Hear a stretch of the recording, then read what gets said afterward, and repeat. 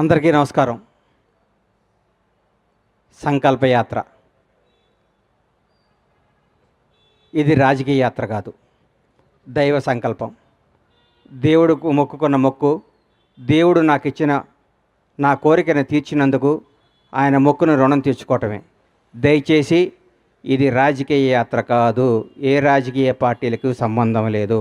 ఇది నేను అభిమానంతో ఎంకన్న కొండకు ఇక్కడి నుంచి నడిచి వెళ్తున్నా. ముఖ్యంగా నాకు జన్మనిచ్చిన నా తల్లిదండ్రులకు, నాకు బతుకునిచ్చిన నా షాద్నగర్ గడ్డకు, 4.5 దశాబ్దాల కిందట ఈ ఊర్లో అడుగుపెట్టాం. మామూలు కుటుంబంగా అడుగుపెట్టిన మాకు ఈ స్థాయి, ఈ స్టేటస్, ఈ అంతస్తు ఇచ్చిన ఈ షాద్నగర్ గడ్డ ఈ ప్రపంచంలో నాకు ఎంత ఇష్టమైన గడ్డ.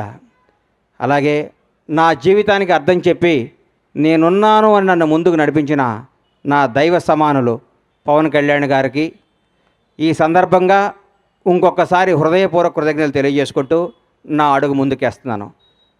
ఇది విచిత్రమో దైవ నిర్ణయమో నాకు తెలియదు.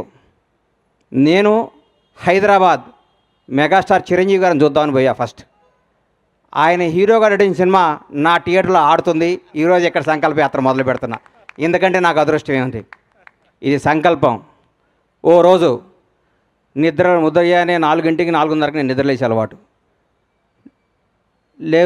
లేవంగానే నా ఫోన్ చూస్తే నంద్యాలలో చంద్రబాబు నాయుడు గారు అరెస్ట్ చేస్తున్నారు అని చెప్పారు. షాక్ అయిపోయాను. ఇదేంద్రా నాయన చంద్రబాబు గారిని అరెస్ట్ చేయటమని. నేను అనుకున్నాను చంద్రబాబు గారిని గుంటూరు తీసుకొస్తారు, అక్కడ బెయిల్ ఇస్తారు. బెయిల్ ఇచ్చినాక ఒక నాయకుడు 15 ఏళ్ల పాటు ముఖ్యమంత్రిగా చేసిన మహోన్నత వ్యక్తి, 40 ఏళ్ల సుదీర్ఘ రాజకీయ జీవితం కలిగిన వ్యక్తి, ప్రపంచవ్యాప్తంగా తెలుగు వాడికి గుర్తింపు తీసుకున్న మహోన్నత శక్తి, ఆయనకి ఎందుకు జరుగుద్దులే అనుకున్నాను. సాయంత్రం వరకు ఆ నిద్రాహారాలు మాని చూస్తూ ఉన్నాను, ఎప్పుడు వస్తుందని. రాంగాలే ఆయన జైలుకి పంపిస్తున్నామన్నారు. అప్పుడు కూడా మనసును చంపుకున్నాను. రాజమండ్రి జైల్లోకి వెళ్ళే లోపు డెఫినెట్గా సార్కి బెయిల్ వస్తుంది, ఏం కాదు, ఇది కూడా ఆయనకి కూడా తెలుగు ప్రజలకు తెలుస్తుందిలే, ఇది నిజమేంటో అబద్ధమేంటో అనుకుంటూ ఉండగానే లోపలికి వెళ్ళారు. 1వ రోజు, 2వ రోజు, 3వ రోజు, 4వ రోజు అలా రోజులు గడుస్తున్నాయి. సార్ బయటికి రావట్లేదు. లోపల ఏం చేస్తున్నారని చిన్న టెన్షన్, చిన్న భయం స్టార్ట్ అయింది. ప్రతిరోజు ప్రతి క్షణం ఈయన ఎప్పుడు బయటకు వస్తారా అంటూ ఉండేవాళ్ళు. ప్రతిరోజు నేను అందరితో మాట్లాడుతూ ఉంటే నేను ప్రతిరోజు వాయిదా ఉన్నప్పుడల్లా సుప్రీంకోర్టుకి వెళ్ళటం జరిగేది. ఎందుకు? అందరికంటే ఆ తీపి వార్త, ఆ మంచి వార్త, సార్కి బెయిల్ వచ్చింది అన్న మాట నేనే వినాలి ఫస్ట్ అన్న స్వార్థంతో ప్రతిరోజు ఢిల్లీ వెళ్ళి కూర్చుంటూ ఉండేవాడిని. ఢిల్లీ వెళ్ళి కూర్చుంటే ఒకరోజు కంపల్సరీ ఈయనకి బెయిల్ వస్తుంది, అందరూ హ్యాపీగా ఉండండి అందరం అనుకోవటం జరిగింది. మాట్లాడుకున్నాం.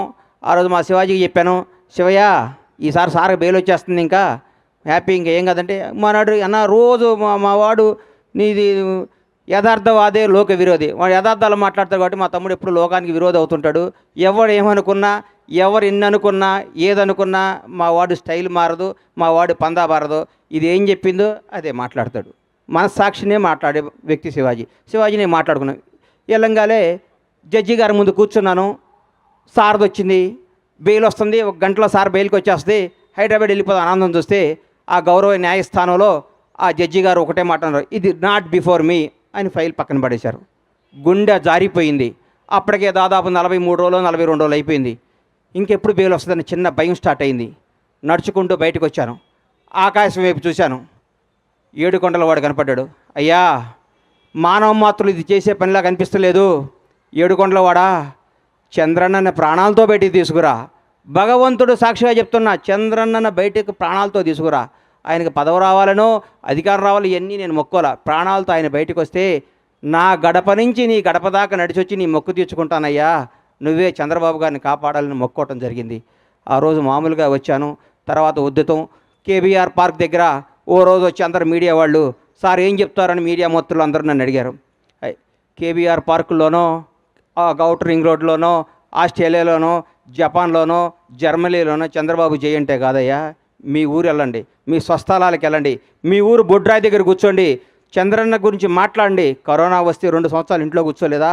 నెల రోజుల పాటు మనకి బతుకునిచ్చిన చంద్రబాబు నాయుడు గారి కోసం మనం నెల రోజులు కష్టపడలేమని ఉద్యమాన్ని తెలరేపితే సోదరిమణులు ఆ రోజు ఐటీ పీపుల్స్ అందరూ మన తేజస్విని కానీ ఆ టీం అందరు కానీ మా శివాజీ కానీ మేమందరం ఒక టీంగా వచ్చి గచ్చిబౌలిలో ఆ రోజు అద్భుతమైన జరిగి భగవంతుడి దయ వల్ల ఏడుకొండల వాని ఆశీస్సుల వల్ల దైవ సంకల్పంతో 52వ రోజు మహానేత తెలుగు జాతి గర్వించదగ్గ తెలుగు బిడ్డ నారా చంద్రబాబు నాయుడు గారు బయటకు వస్తుంటే నాలో టెన్షన్, ఏ విధంలో ఉన్నారో లోపల ఎట్లున్నారో 52 రోజుల పాటు ఎలా కుంగిపోయి ఉన్నారని బయటకు వస్తుంటే జూలు వడిచిన సింహంలాగా, తెలుగువాడి గర్వంలాగా, తెలుగువాడు తేజస్సులాగా నేనున్నా, ఈ జైళ్ళు ఈ వ్యక్తులు ఈ కుతంత్రాలను నేను చేయలేవు, తెలుగు ప్రజల కోసం నేనున్నాని అడిగేస్తుంటే ఆ ఉత్సాహంతో ఉర్రెక్కింది.